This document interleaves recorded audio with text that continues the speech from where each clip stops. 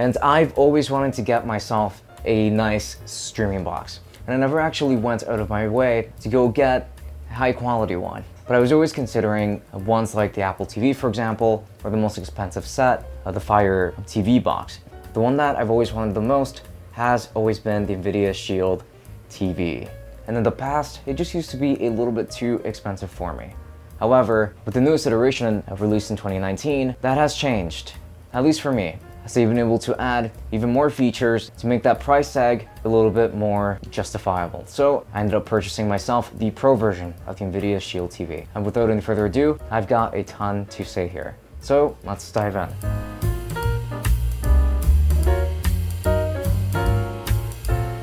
This video is sponsored by Fifine, the makers of some of the best audio gear on a great budget, like the ones from their C1 models featuring a professional grade lavalier mic and the headset mics bundled together. Links to everything below. And now let's begin with an unboxing. Once you spend the next 20 minutes trying to remove the super tight lid from the box, you will find the Shield TV and the remote standing right at the top. Here they are in their full glory. They both look really good and sleek, but to put those aside, you'll find instructions and the power supply. No HDMI cable, nor is there an included controller. Either way, the packaging is still quite nice, in my opinion. The exterior design of the Shield TV Pro is going to be pretty nice and sleek. So some parts of it are going to consist of a matte plastic material, and some parts of it are going to consist of a glossy plastic instead. I think it does look quite beautiful as it is, and it's a lot smaller than it used to be 2015. And on the back, you're going to find yourself an HDMI port, 2 USB ports, an Ethernet port, and power in. It looks like a USB-C port, but it is not at all a USB-C port, so do not be mistaken by that. And it kind of sucks that there isn't an SD card slot on this model, considering that this is the Pro version. At least it's got a couple of USB ports, so I can appreciate that. And it definitely comes in handy for being able to install external storage. So I really like that. And their signature green LED light around this unit looks as gorgeous as ever. I really like this. The design overall is really stylish, and I'm really glad that they stuck with this design even in 2019, so I give them kudos there. This media remote is actually brand new to the Nvidia Shield family, and I have to say that this remote looks really good and sleek, and most importantly, it's a lot more comfortable and easier to use, and it's a lot more comfortable since they went ahead and redesigned it entirely. And they also added a bunch of different hardware buttons to make the experience of using this as an overall controller a lot better than it used to be before. And that's really good. I can even program this controller to turn my TV and the Nvidia Shield TV Pro on at the same time, but just pressing the power button on this controller, which is a super convenient feature, and I really appreciate that. And this time around, instead of charging, and I do wish that it supported charging on the other hands actually, but this one will be featuring 2 batteries instead. I mean, that's actually okay. Battery life on this guy is going to end up lasting a lot longer.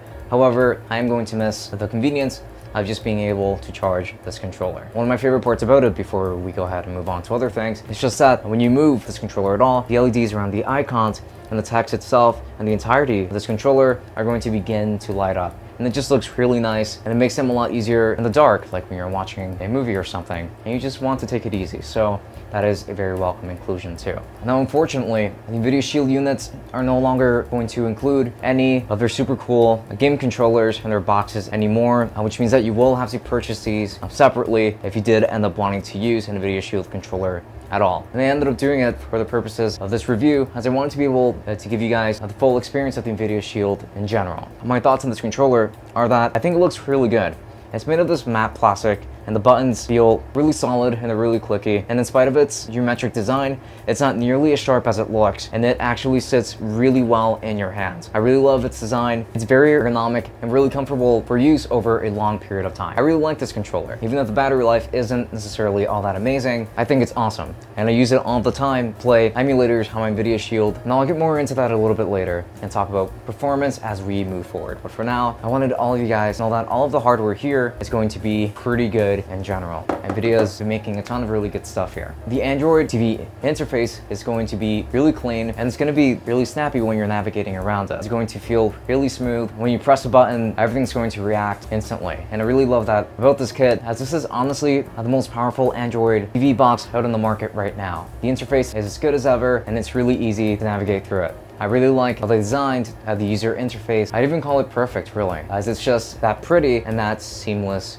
When it comes to overall streaming performance, like when streaming on Netflix, or on Hulu, or on YouTube, or anything like that, performance within the UI when you're playing a video is still going to be incredibly smooth and very nice. Very good in this regard. And the 3 gigs of RAM are being put to really good use here, as it's been handling it really well. It's something that the cheaper models do struggle with a little bit, and this one is just a complete streaming monster.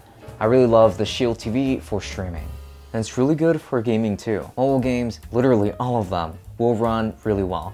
At least for the ones that are optimized to work well with Android TV. Overall, it's very enjoyable, even if I don't play a ton of mobile games or even a ton of the games that are made for Android TV.